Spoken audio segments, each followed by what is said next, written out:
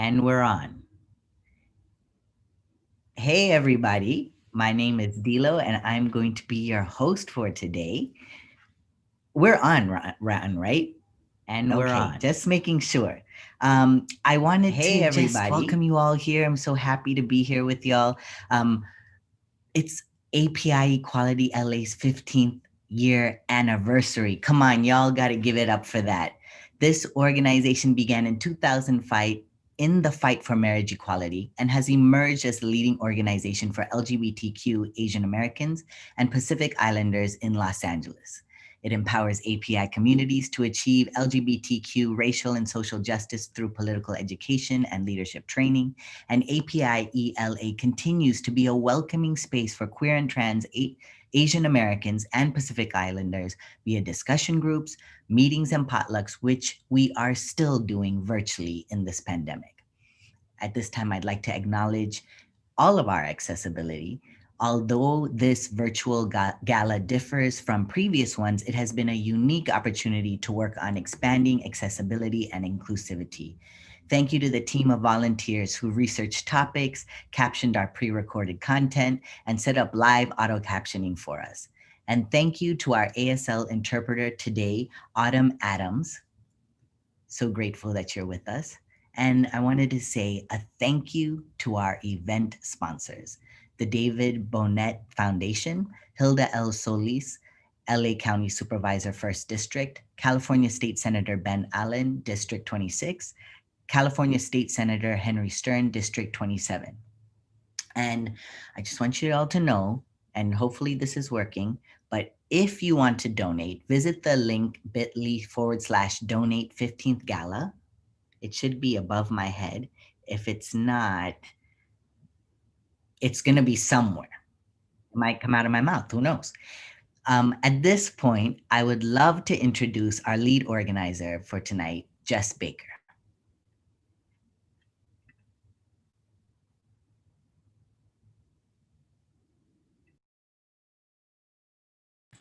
Hi, everyone. Sorry, I was mute.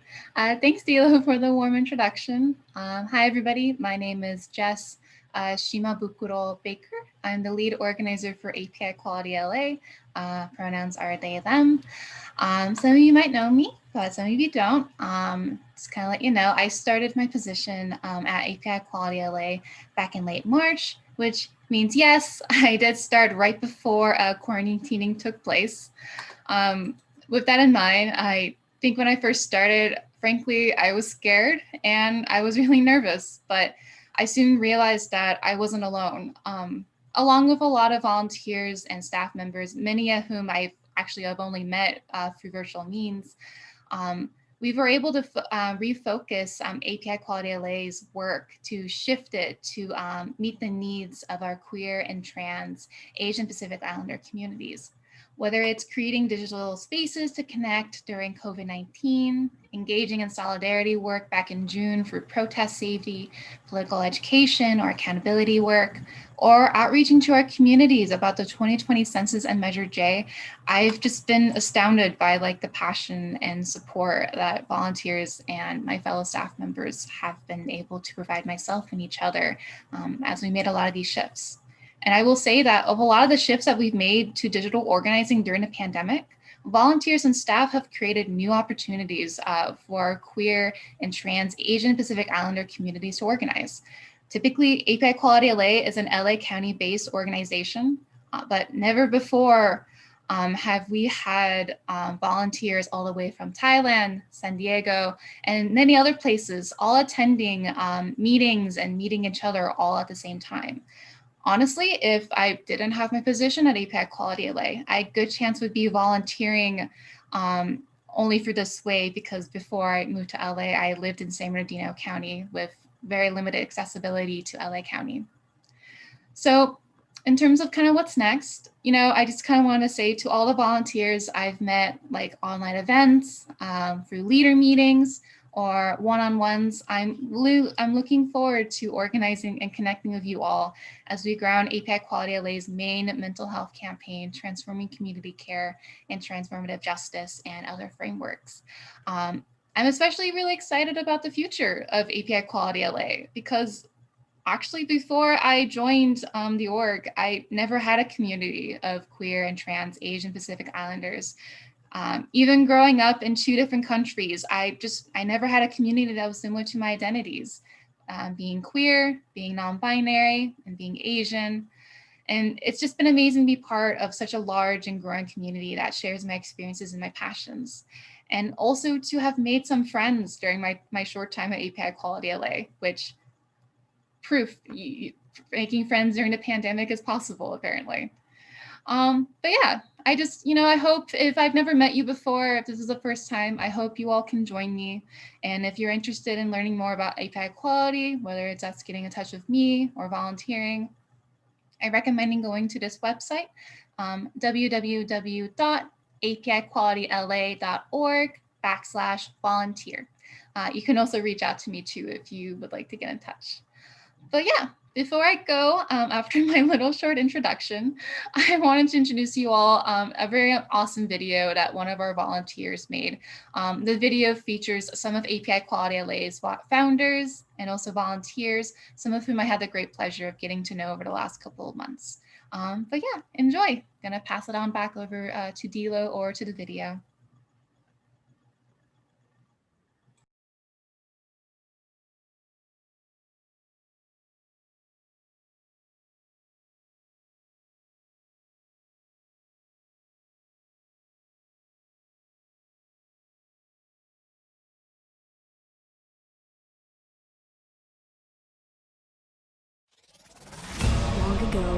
In 2005, Asians and Pacific Islanders for LGBTQ equality in LA was founded. It began as a response to homophobic rallies, but has morphed into something much greater. We tried to do so many things that no one had ever tried to do before.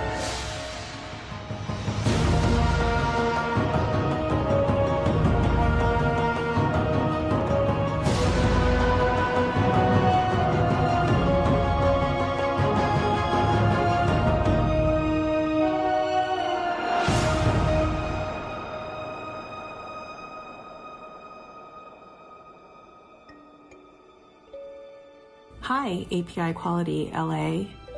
Hi, my name is Evan Sakuma. Hi, I'm Katie. I use she, her pronouns. Hey, I'm Dean. My pronouns are they, them, and I'm invisibly disabled. This is Marshall Wong. I'm a founding steering committee member of API Equality LA, and I served as co-chair for a decade. And this is my first year volunteering with API Equality LA. I'm a volunteer, one of the co-chairs of API Equality LA Steering Committee, and I'm doing this video for the API Equality LA 15th anniversary. I remember the initial days of API Equality LA as a group of committed Asian American activists united against homophobia, but rowing upstream against entrenched social conservatism in both our own families and our communities. I believe that being queer is hard. I believe that being a queer person of color is harder. This past weekend, people of all backgrounds and walks of life were dancing in the streets across America, celebrating the toppling of a tyrant and celebrating a new beginning. But even though it feels like we're awakening from a long nightmare, we can't forget that a record number of voters still supported the repressive, racist, misogynist, xenophobic policies and ignored science in the midst of an unprecedented pandemic. This underscores why there has never been a greater need for organizations like API Equality LA. People really are looking for this kind of community. People are looking for connection and this unique community space. I've been so lucky to receive such generous emotional support from the community online. Now I can, call strangers on the phone. And that's even with anxiety attacks and pain flares. So thank you to all API Equality LA members for your contributions over the last 15 years. Without your work, I wouldn't be able to do my work, and I'm so grateful. 15 years. Feel the power of that feel the beauty of that.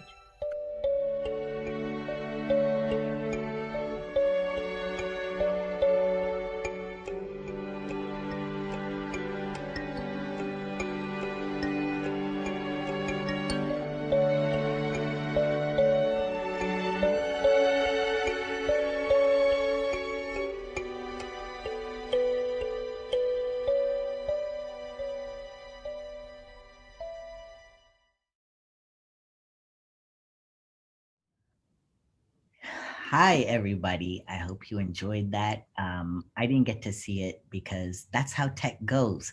But on with the show. I just realized also that I saw myself. You can't see my ears, and I think my ears are the best part of my body. So I'm sorry that you can't really see them. Maybe at another point in the night, I'll just turn my head and give you a good look.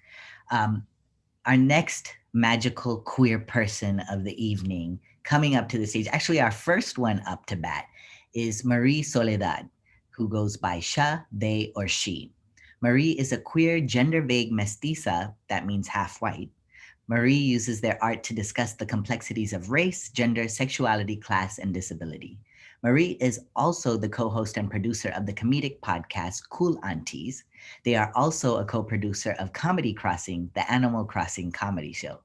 All of their social media pages have the handle Depressed Auntie. And you can find their website at mariesoledad.com or depressedauntie.com. Please give it up for Marie Soledad. Hello everyone, my name is Marie Soledad. I am a mestiza Filipina writer, comedian, and sensitivity reader. My pronouns are she, they, and she, and I am so happy to be here celebrating 15 years of API Equality LA. I want to thank the organization and specifically Tracy Zhao for inviting me here to entertain you all. I hope you're entertained. Before I continue entertaining you, I did want to introduce everybody to the reason that I am Asian. My mother. Say hi to everybody, mommy. Everybody say hi to my mom. I put this painting up because with COVID, I haven't been able to visit my mom as much as I used to. And I just really missed her looking over my shoulder to judge everything I do personally and professionally, right? Just silently judging everything all the time. I'm kidding, of course. My mother has never been silent about her judgment in her entire life. By the way, this is one of 5 paintings, yes, five paintings that my father had commissioned of my mother. That is weird. If the love of my life came up to me and said, hey, here are 5 paintings that I had commissioned of you, I would call the cops. Actually, I wouldn't call the cops because defund the police, FTP, ACAB, you know what it is, right?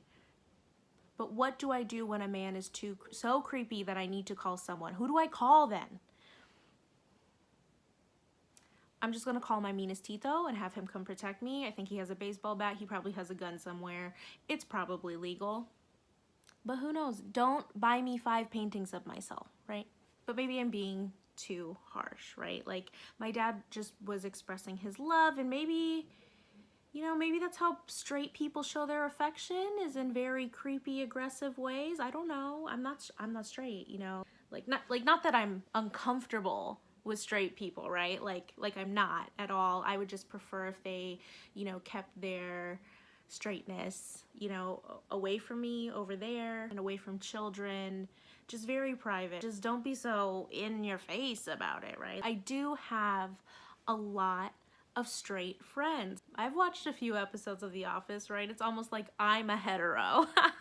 Can I say that? Am I allowed? Please don't tell my straight friends that I said the H word, because I am an ally. Like, I am a huge ally to the straight community. Like, my heart goes out to them and all of the issues that they bring upon themselves.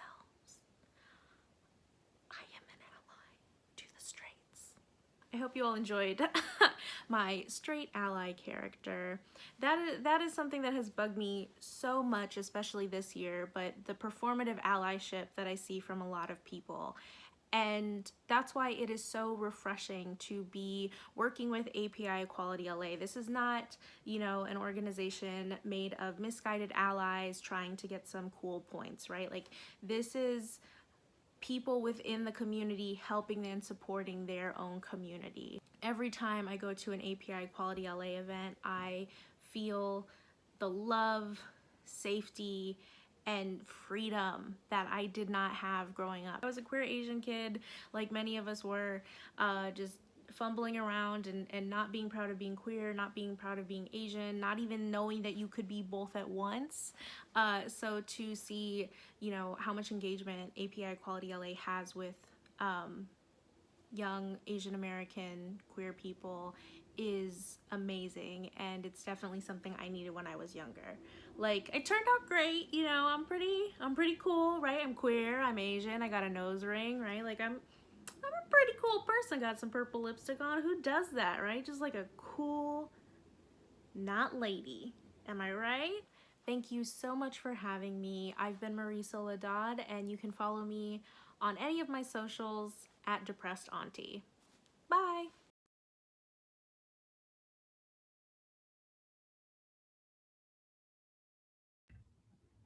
All right, everybody.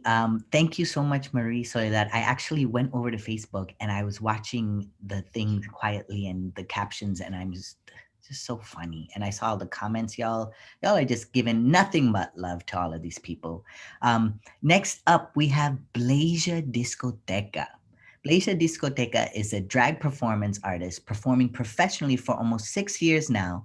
Through her colorful, thought-provoking performances, she has been able to cultivate spaces that transcend nightlife and represent QTPOC artists.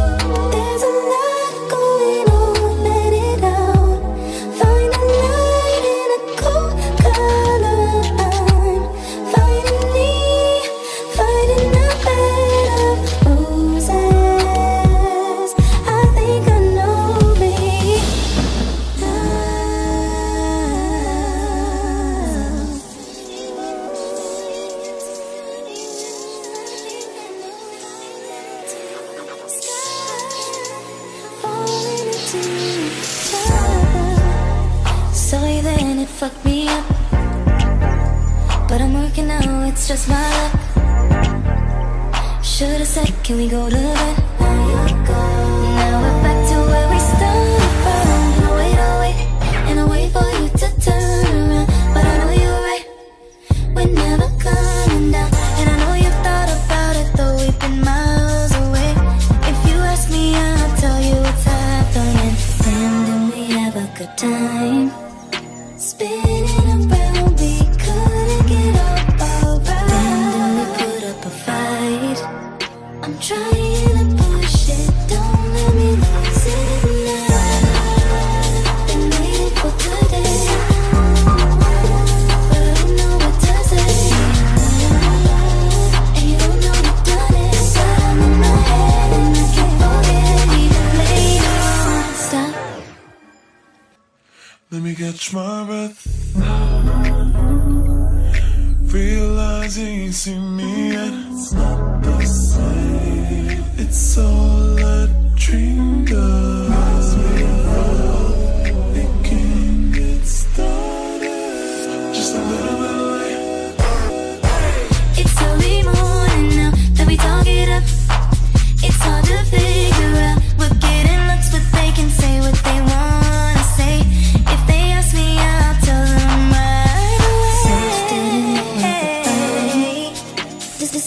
where you took, I miss where you gave. We stay now, 'cause winter's always warmer when you're around. Been waiting for days, but I don't know what does it. And you don't know you've done it, but I'm in my head and I can't forget. Been waiting for today, but I don't know what to say. And you don't know you've done it, but I'm in my head. Even later on, been waiting for today, but I don't know what to say. What more can I say? And you know you did it, but I'm in my head and I can't forget. Even later on, falling into the sky, falling into each other, falling into the sky, falling into each other,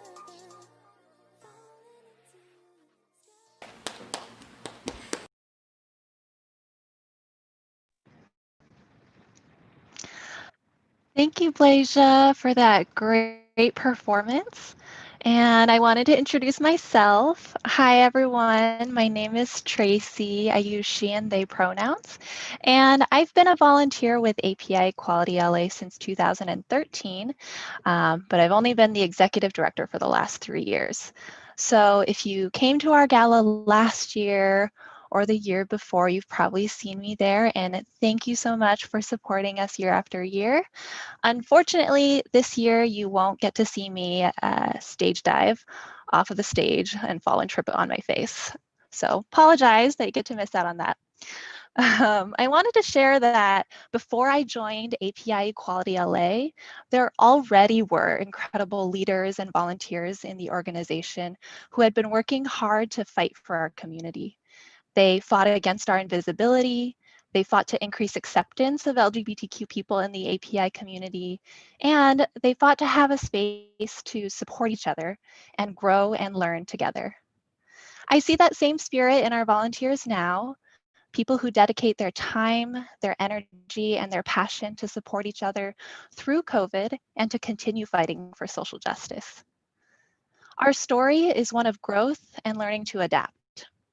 While API Equality LA was founded to fight for marriage equality, our focus has expanded tremendously over the years. From fighting for a pathway to citizenship for all and protesting detention of trans immigrants, to educating our communities about trans justice and defeating a transphobic ballot measure, we've always relied on our community's intersectional identities and experiences to guide our work. Never has this adaptability been more crucial to us than during the current pandemic. As you can imagine, COVID-19 has had disastrous impacts on mental health. Our adaptability has ensured that we could offer emotional support to our volunteers, who then in turn designed events and programs to support their community. In a similar way, we were able to respond quickly to the protests against police brutality this summer in solidarity with queer and trans Black organizers. And while we are proud of the work we have done, we're equally committed to taking the time to rest and reflect. And to be honest, this is the part that I'm most proud of. Our focus on values such as joy, sustainability, and interdependence guide how we do our work as much as what we do. Nothing makes me happier than when our volunteers tell us that they've been implementing things they've learned in our spaces in their own lives, as well as in other organizations. So I'm inviting you today to join us in building the world we want to live in, a world that centers joy, interdependence, and sustainability. And I encourage you to invest in that work. I want to thank our donors who've already done just that through Give Out Day, through our major donor campaign, Foundation for Our Future. And we're trying to raise $5,000 tonight. So through our event sponsors, we've already raised $2,000. And I'd love to invite you to join them by donating during the event at the link, which is somewhere up here at the bit.ly, bit.ly donate 15th gala. So thank you all for coming tonight. I hope you enjoy the event. And I wanted to close with something we often do at our meetings, which is affirmations. So at the end of our meetings, we ask that our volunteers all thank themselves for showing up and for contributing to our community, and also to thank the group or another individual. So I want to thank myself for the last 3 years of work building up API Quality as an organization and making it a space where so many people can come and meet each other and become advocates. I want to thank Jess, our lead organizer, who has joined us in the middle of a pandemic and who has been an amazing partner and staff person, as well as our other staff person, Christine. I wanted to thank our volunteers who have made this event and all the other events we put on throughout the year possible. I want to thank our steering committee for their amazing leadership, to our advisory board for committing to our work and helping us to sustain it, and to all of our supporters. I want to thank you, and I hope that you'll continue to build our community together. And with that, please enjoy the rest of the show, and I'll pass it back to Dilo.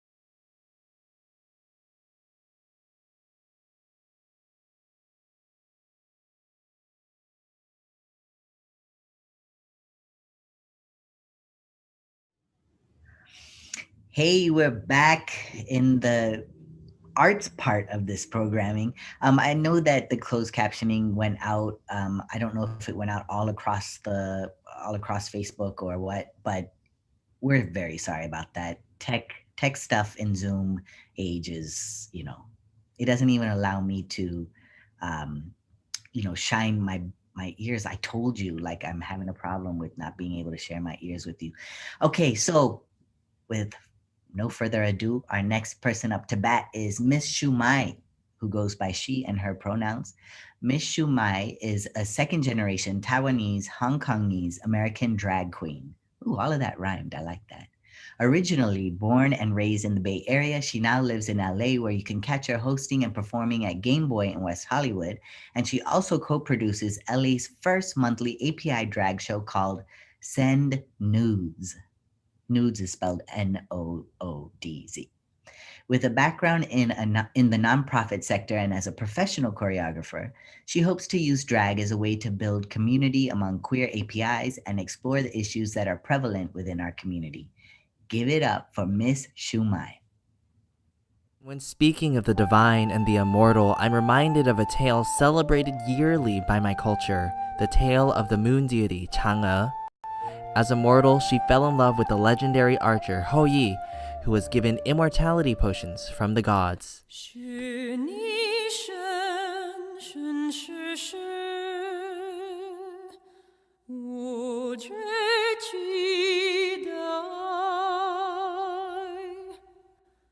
Always and forever in this heart of mine. One day, while Hou Yi was away, a thief came to try and steal the immortality potions. Not knowing what else to do, Chang'e hid the potions in her mouth, but accidentally took them, granting her immortality, but at a cost. Upon Hou Yi's return, she floated away to the moon, to live forever waiting for her one true love. Longer than the heavens and the stars that shine, searching all night, I am yours forever. And as she waits eternally for her one true love, her immortality both a blessing and a curse, she learns to take her love and still shine bright and still be Ultra Luminary. You wish on me in my glitter light, first star you see tonight. So wish away with all your might upon this radiant sight. The stars ignite, they flame from dust, born out of gravity and force they combust. And though they try in rivalry, they'll never shine bright as me. I'm the light every night in your world, eh? You revel in the glory of my beauty. You're ready to watch me be legendary, 'cause I'm ultra luminary. Whoa, welcome to Luminary. Whoa, so spectacular. Whoa, super singular. 'Cause I'm so very, very extraordinary.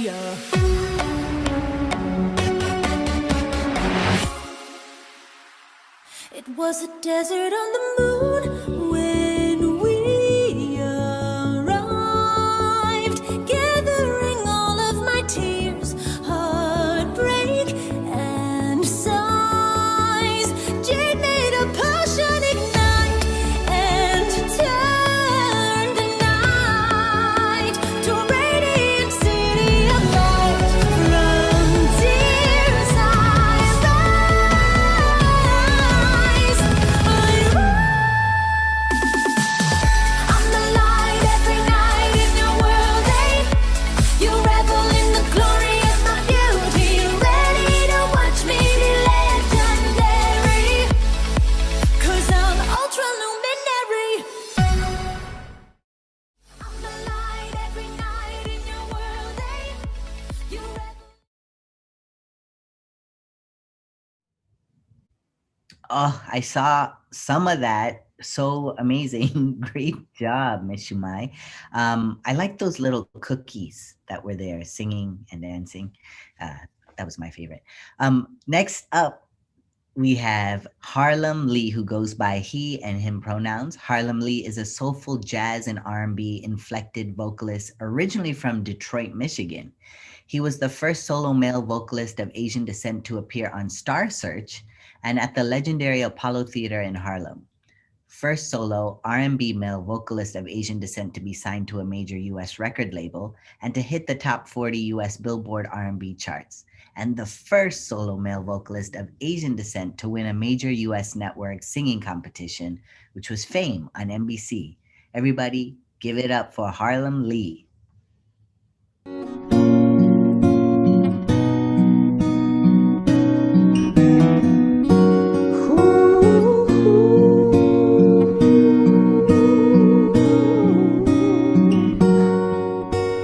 Imagine there's no heaven.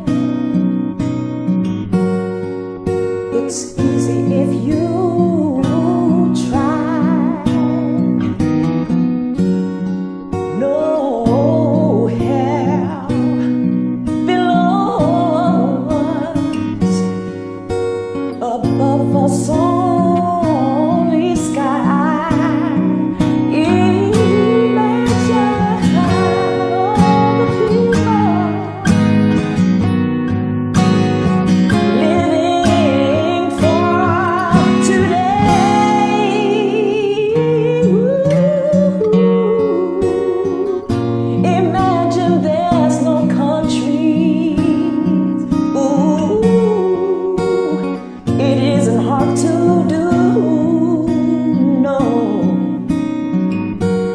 Nothing to kill or die for, and no religion to imagine of the people living life in peace. You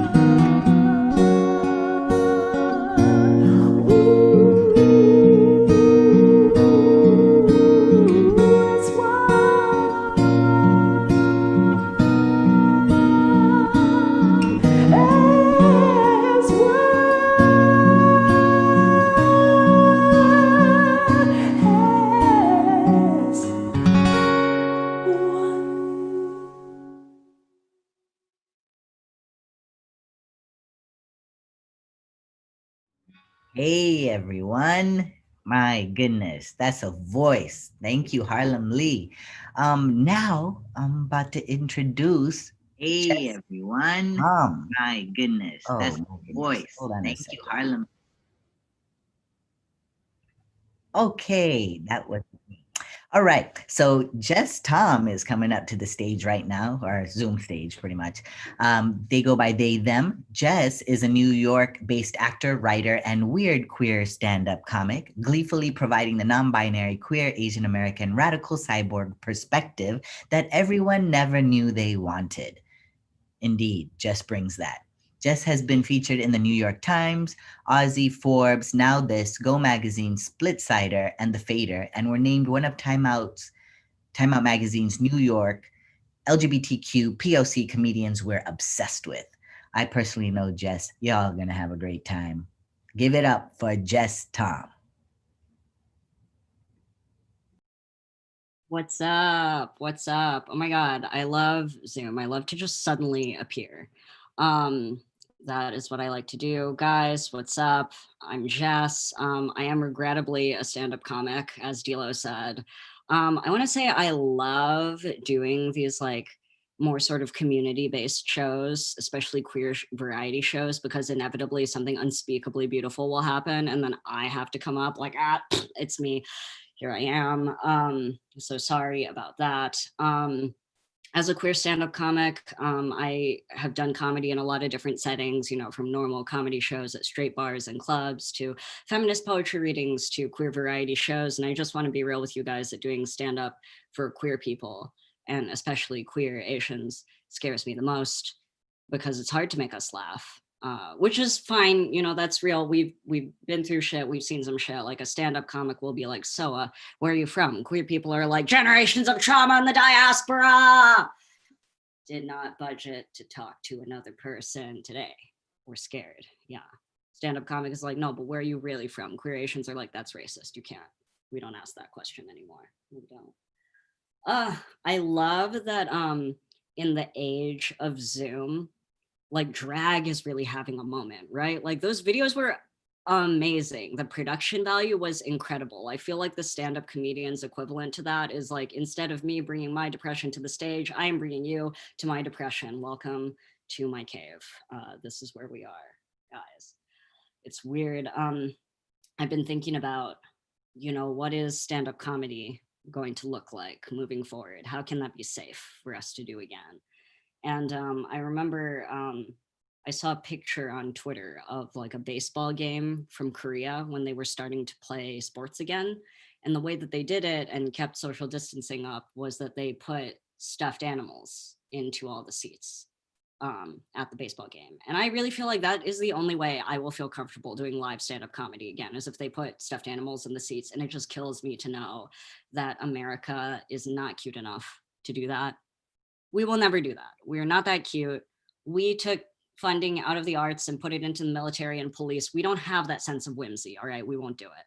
We maybe guns. You could put guns in the seats. I won't feel safer, but it's an idea. I don't know. This is not a joke. I'm just spitballing. I'm just we're at the end of our rope here. I think that we all need to brainstorm as much as we can. Guys, what a time. Haha, what a time. I feel like I've been saying that since March and now it's November. It's been a year. Anyway, this is what happens in Zoom shows, is that I start to think too much about the fact that I'm alone in my room talking to my computer, and you see it all happen in my eyes. Let's keep it going. Let's keep the material up. Guys, it's been a weird, it's been a weird year. It's been a weird year, you guys. Did you notice? But especially for me, something that happened for me is I started hormone replacement therapy, which for me is testosterone, nature's beard filter, right before quarantine, which means that I have been going through puberty in quarantine. And I do feel, I felt like a high school sophomore who'd been grounded for the summer. I was like, I was supposed to see my friends. I wanted to get a hickey at Six Flags. I'm disappointed. I'm pissed. Things aren't going the way I thought. It's crazy. It's crazy to be doing this in quarantine, just going full teenage boy, like furiously masturbating. In the beginning, I feel like my quarantine thing was sexting, and now it's just masturbation, like cut out the middleman, maximum efficiency. I was doing another Zoom show, and one of the other comics was like taking her camera around, her room. And she goes, all right, and here's my masturbation corner. And I was like, girl, a room has 4 corners. Why limit yourself? Why? I've been getting to know all the flat surfaces in my house. Lots of flat surfaces everywhere. Guys, let's keep it moving. Let's keep going before my roommates overhear me.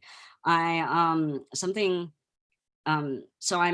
going through all these changes in quarantine, right? Like something that happens when you're on testosterone is that you get very strong. So I can do things I could never do before, like open the door at the bank. It's crazy. Obviously have not done that in a while, but I found it has relevance in this day and age too. Like I am so strong, I can scoop ice cream right out of the pint. All right, I don't have to microwave it. I save that 15 seconds. I feel powerful. I'm like, oh, is this why men feel so good? Oh, all the time. I don't eat it. Obviously, eating desserts for women, I scoop it, I throw it in the trash. I feel amazing. It's crazy. It's wild. Yeah, something that happens when you're on testosterone is that you get hornier, which I didn't really think was possible for me, but I'm learning it is. I really shattered that glass ceiling. It's all coming down now. It's a crazy thing to happen at the end of the world. It's sort of like, as the sea levels are rising, so is my horniness. They converge. It's a mess. It's a waste of time. I was thinking about this, like there's kind of this misconception that testosterone turns you into like an aggro sex monster. And that's not what's happened for me. It's like, I have become like a blushing boy who puts a book over their boner to walk to the front of the class. Like I get a boner from holding hands. I've become weak is what I'm saying. I'm very, very weak now. I'll say this and then I'll get out of here. I love the long overshare of the Zoom show. This is great. This is the only social interaction I've had today. I'm milking it for all it's worth. So like I said earlier, I've been getting into sexting. I go in and out of phases of sexting. I'm learning a lot about myself. I'm doing a lot of introspection. I joined Grindr recently. That was a brand new experience for me. I never done that before. And I learned that sexting with men is very different from sexting with women. And if it's weird to you that I, as a non-binary person, I'm about to do a men are like this, women are like this type joke, just assume everything I'm about to say is wrong. Okay. So that being said, sexting with women, it's a craft. It's got 3-act structure. It's Aristotelian. It's got character development. It's got narrative arc. We grow in the same direction. It's beautiful. Sexting with men is like a child's flashcard with a picture of an apple. It says apple underneath. but instead of an apple, it's a dick, and not like a nice clear dick, like a backlit dark dick pic with the pilly sweatpants in the front. Men can't read is what I'm saying. And I was thinking about this. I was talking to this girl earlier in quarantine. She's an influencer, right? So she was sending me these beautiful pictures. I mean, like high production value nudes, like aesthetic, color corrected, everything. And so I went, this last thing I'll say, I went to send her a picture back, right? So I'm there on my bed with my phone, trying to take this nude. And as I go to move the Cheez-Its box out of the frame, so it's not in my nude with me, I realized, oh my God, I'm the gross guy. I've been the gross guy this whole time. Guys, I'm Jess Tom. Thank you so much for having me. And let's give it back to Dilo. I don't know if that's happening or not. Someone will tell me. Hey, thank you so much, Jess. So many things that I could personally relate to in your set. And also the oversharing that we comics have to do when we have sets and Zoom shows. I just want to say to everybody, thank you all for joining us today. Please donate, of course, to API Equality LA. That link is up there. And we want to just take a moment to thank our donors, our sponsors, and our viewers. Our sponsors being David Bonnet Foundation, Hilda L. Solis, LA County Supervisor, 1st District, California State Senator Ben Allen, and Henry Stern from District 26 and District 27. And I also wanted to thank Autumn Adams for interpreting for us, all the captioners and the volunteers who helped with this show. Please, again, if you can, let's make the dream come true of this 5K in the bucket for tonight at API Equality LA's 15th year gala anniversary show. We could do it. The link is there. Y'all, please donate again. Thank you so much. I want to thank all the artists who also contributed to the show and everybody backstage who's helping out as well. Thank you so much again. Y'all have a beautiful night and we will see you soon.